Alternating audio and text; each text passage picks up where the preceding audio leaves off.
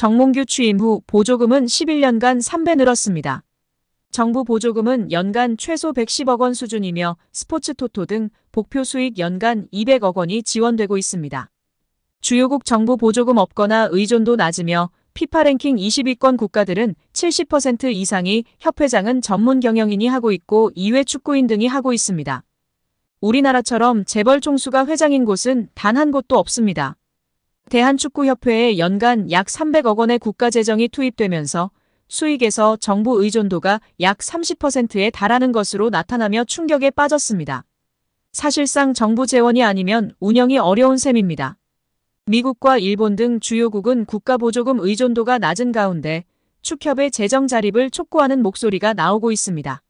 18일 한경닷컴이 축협의 손익계산서를 분석한 결과 지난 2013년 이후 보조금과 복표 수익을 제외하면 연 평균 300억 원 적자를 기록하고 있습니다. 축협의 손익계산서는 정부 재정 비중이 상당한 보조금과 스포츠 토토 등으로 알려진 복표 수익을 포함해 계산하면 재정 상황이 좋아지는 것처럼 보입니다.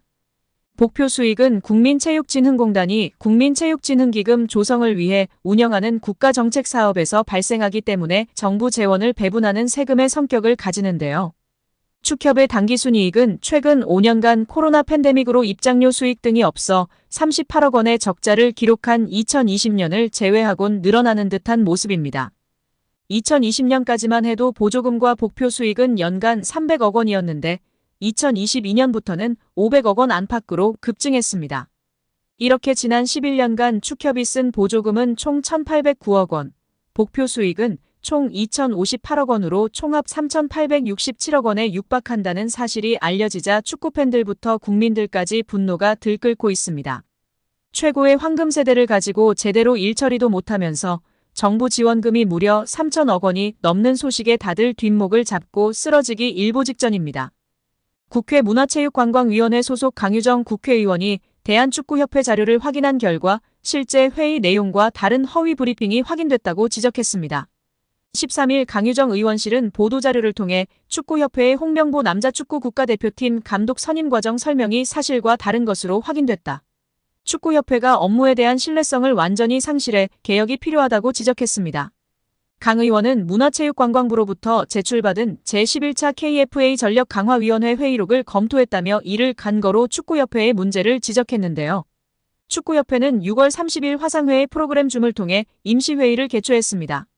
이날 회의에서는 위원장 부재로 인한 전강위 기능과 권한, 향후 운영 방안 등을 놓고 협회 측과 전강위원들 간의 토의가 있었습니다.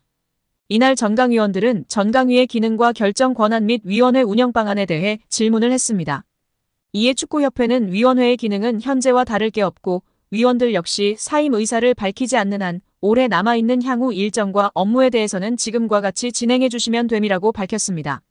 이어 현재로서는 위원장만 부재인 상황이며 협회가 임시적으로 위원회를 중심으로 감독 선임 등의 후속 절차를 진행하는 과정이라고 설명했습니다.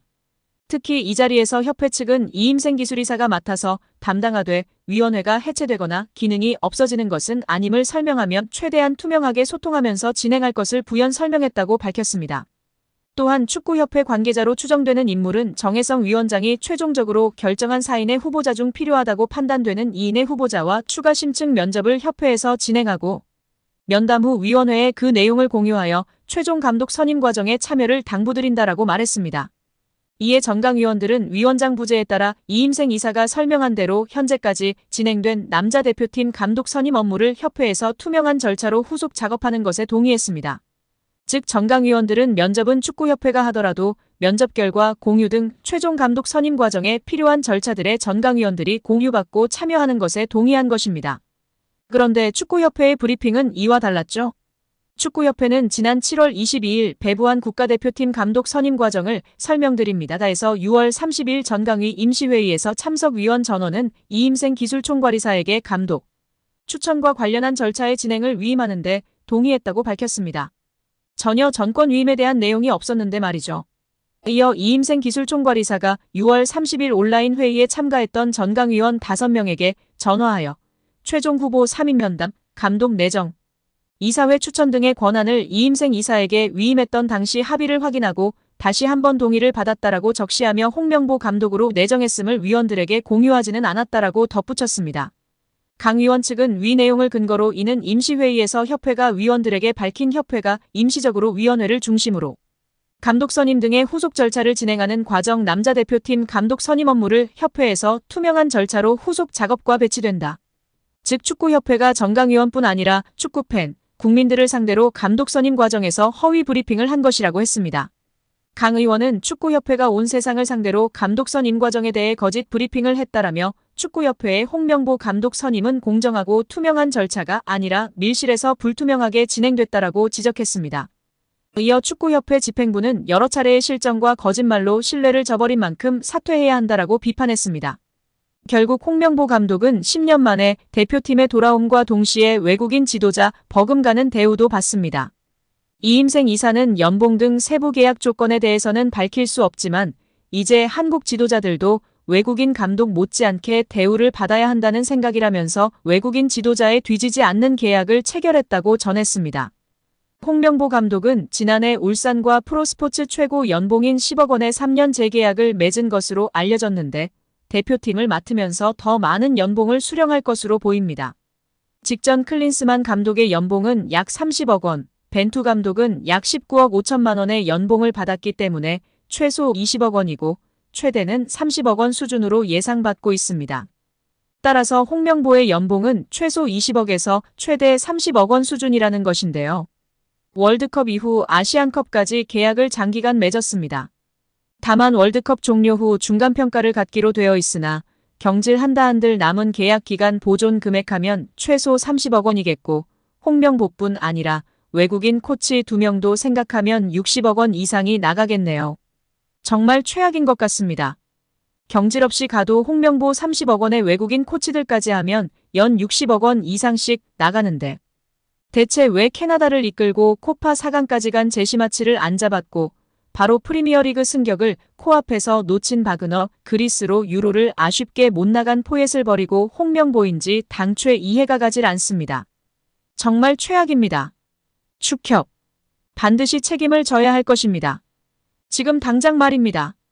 유인촌 문화체육관광부 장관은 내년 생활체육 예산 중 일부인 416억 원을 대한체육회를 거치지 않고 지방자치단체를 통해 직접 집행하는 것에 대해 체육보다 다른 것을 하게 되면 관심 밖으로 밀려난다고 말했습니다. 파리올림픽에서 드러난 체육회의 낡은 관행을 근절하겠다는 것입니다. 국민의힘 진종호 의원이 대한축구협회의 조직적 은폐가 시작됐다며 대한축구협회에 대해 강력 대응을 예고하고 나서며 화제입니다. 진종호 의원은 19일 자신의 소셜미디어 SNS에 대한축구협회는 창립기념일을 핑계 삼아 금요일까지 휴가를 즐기며 24일 국회 문체위에 현안질의 자료 요청에도 불응하고 있다고 꼬집었습니다. 이어 진 의원은 정몽규 협회장과 홍명보 감독 등 주요 관계자들이 국회에 증인으로 출석할 예정임에도 불구하고 침묵으로 일관하며 무책임한 태도를 보이는 것이 과연 정상인가라고 비판했습니다. 그러면서 진상을 밝히고 책임을 물어야 할 대한축구협회, 국민을 기만하는 자들은 반드시 그 대가를 치르게 될 것이라고 경고했습니다.